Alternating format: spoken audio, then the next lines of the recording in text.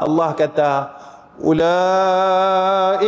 ala hudam min rabbihim wa ulaika humul muflihun. Kita percaya tak, lepas ni kita akan duduk satu tempat nama dia alam barzakh. Alam barzakh ni orang kita dok kata apa? Kubur.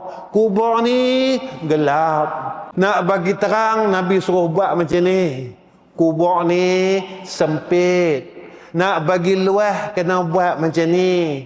Kubur ni sunyi. Nak bagi ada kawan, Nabi kata kena buat macam ni. Apa Nabi kata tu kita buat tak lagi?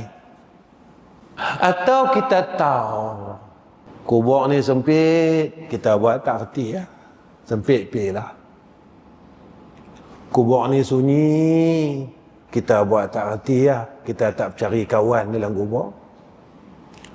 Kubur ni gelap, kita tak usaha nak bagi terang kubur kita. Atau kita cuma tahu tapi kita tak percaya.